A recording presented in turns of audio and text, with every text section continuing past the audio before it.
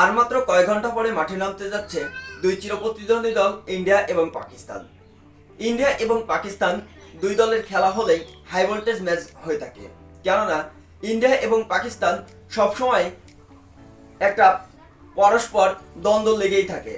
দেশ, রাজনীতি কিংবা ক্রিকেট সবসময় তাদের ভিতর একটা আলাদা উত্তেজনা কাজ করে। তাই সবসময় ইন্ডিয়া পাকিস্তানের ম্যাচগুলো হয়ে থাকে গ্যালারিতে একদম দর্শক পরিপূর্ণ।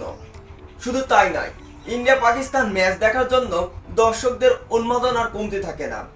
তাই বলাই যায় আজকে যে ম্যাচ হতে চলেছে এই ম্যাচে দর্শকদের কোনো কমতি নেই, পরিপূর্ণ থাকবে গ্যালারি এবং প্লেয়ারদের ভিতরে থাকবে টান টান উত্তেজনা।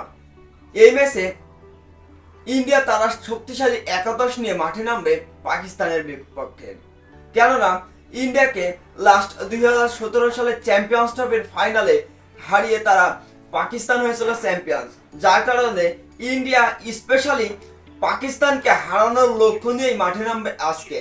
অন্যদিকে পাকিস্তান তারাও ছেড়ে কথা বলবে না। বর্তমান ডিফেন্ডিং যে চ্যাম্পিয়ন পাকিস্তান, তারাও শক্তিশালী একাদশ নিয়েই মাঠে নামবে।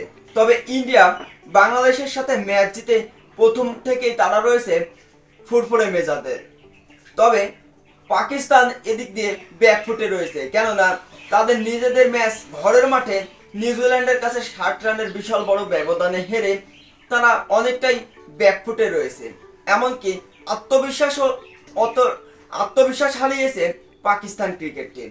তবে দৃঢ় আত্মবিশ্বাস নিয়ে মাঠে নামছে এদিকে Indian cricket team. Indian cricket টিমের সকল ক্রিকেটার রয়েছে দুর্দান্ত ফর্মে।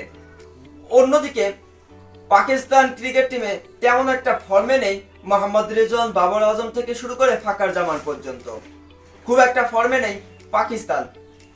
তবে ইন্ডিয়ান ক্রিকেট টিমে দুর্দান্ত ফর্মে রয়েছেন শুভমান গিল, KL রাহুল এবং হার্দিক পান্ডিয়া থেকে শুরু করে রোহিত শর্মাও রয়েছে দুর্দান্ত ফর্মে।